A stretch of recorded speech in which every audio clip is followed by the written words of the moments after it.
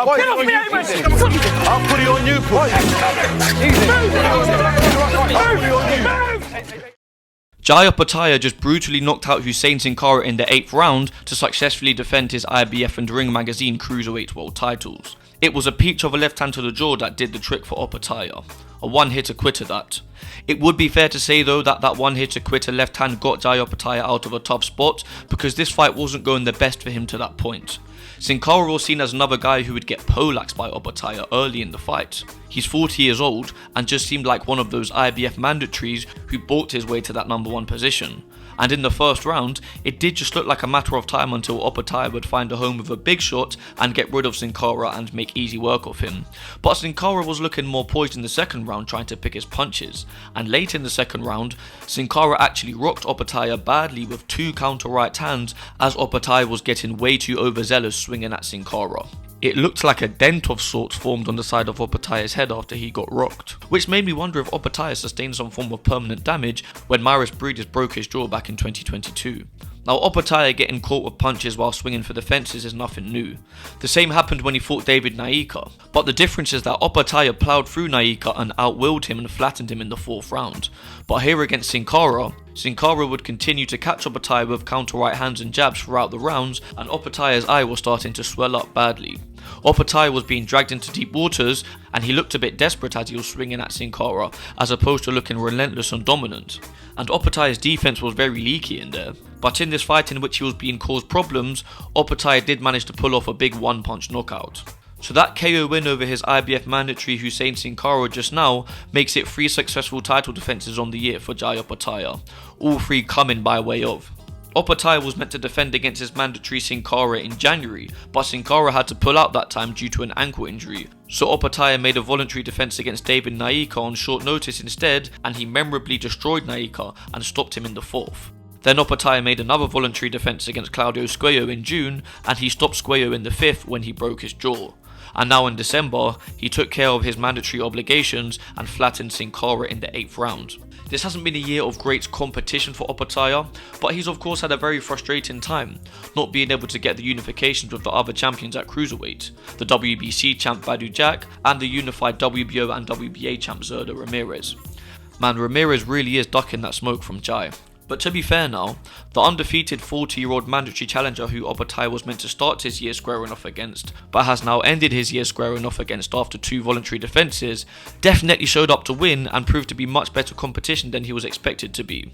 So although all the notable names in the division have been ducking Jai, it's good that his IBF mandatory was able to test him here and didn't just get folded in the first few rounds.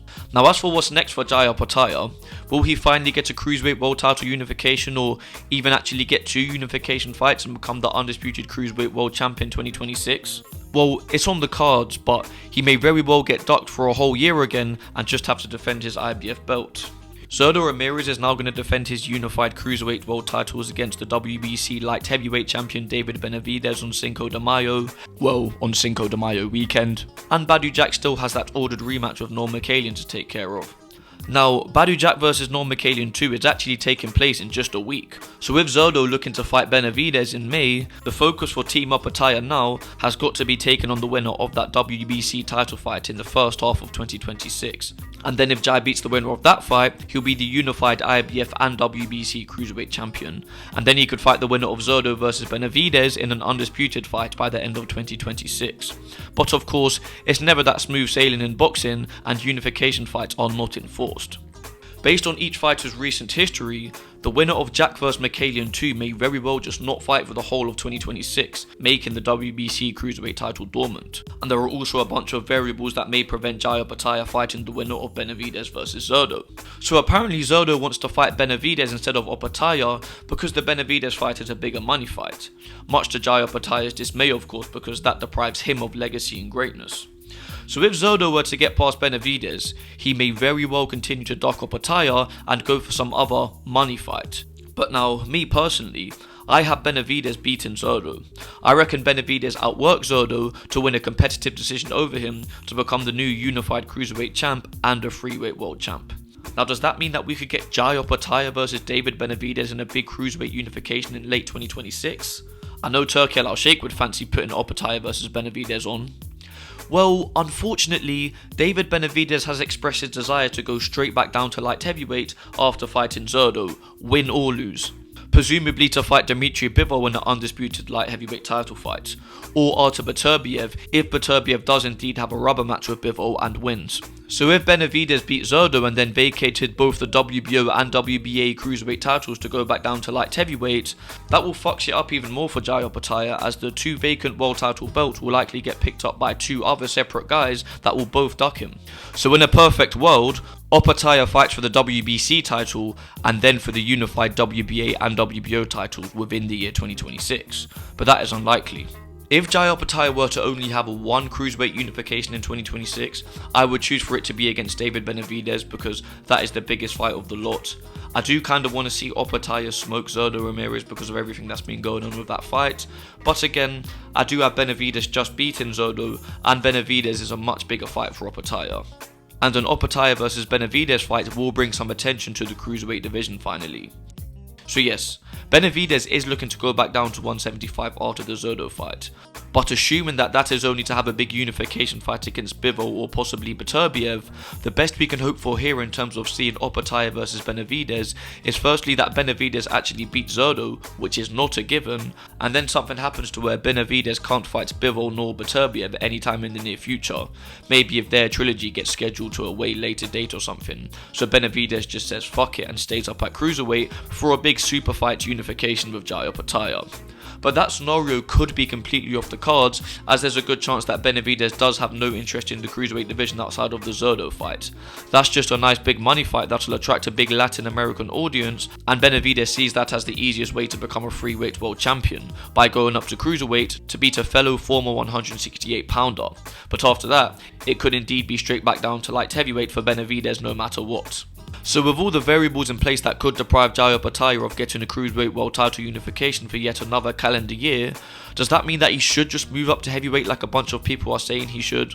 Well, as a lot of you may know, as a fan of Jai Opetaia, I respect his hunger and desire to unify all 4 belts in the cruiserweight division, and I want to see it happen, even if it doesn't happen until like late 2027. But there is a world where Jai Opetaia takes some fights up at heavyweight or even wins a world title at bridgerweight, but keeps his IBF and ring cruiserweight world titles and still potentially has cruiserweight world title unifications on the cards. To me, that would be a good compromise if Jai doesn't want to give up on undisputed cruiserweight hopes, but he still can't get those cruiserweight unifications as soon as he wants to.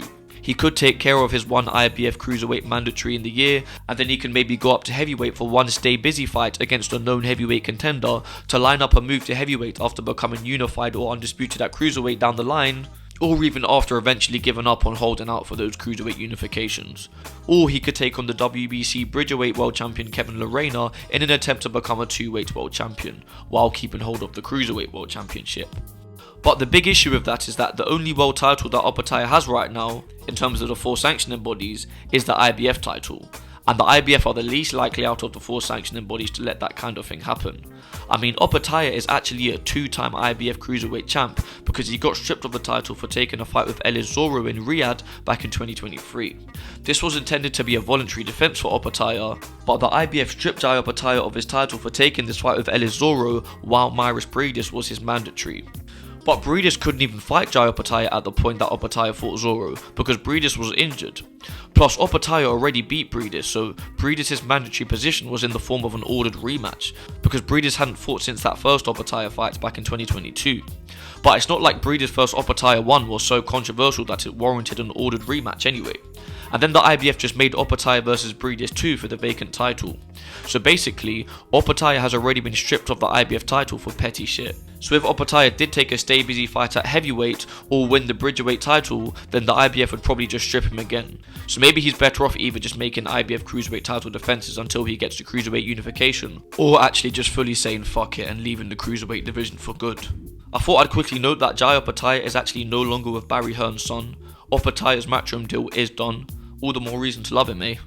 No, I'm joking. A fighter being with Matchroom won't stop me from liking them. Sugar Nunes and Boots Ennis are both with Matchroom and they're 2 of my favourite fighters to date. Along with Jai Opetaia, of course, who was just with Matchroom. But what will the split with Matchroom mean for Jai Opetaia and all these unification talks? I mean, I don't think it will make it harder for him to get the unifications, I can say that. Because that cocksucking piece of shit Barry Hearn's son is meant to be the dog's bollocks in this promotion game, but he does not have the power to just make fights happen like that.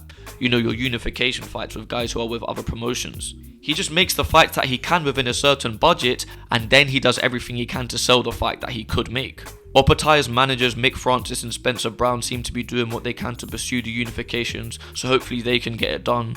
Or hopefully Turki Al Sheikh just puts up a bunch of money and makes a cruiserweight unification. Although apparently Turkey ain't putting up money like that anymore, but we'll see, I guess. But anyway, you guys let me know what you think the next move should be for Jai Opetaia. Do you guys even back him to win any of the potential cruiserweight world title unifications anymore after the problems that Cinkara just caused him? Do let me know in the comments. Please like and hype the video, and you have been listening to O.M.E Boxing.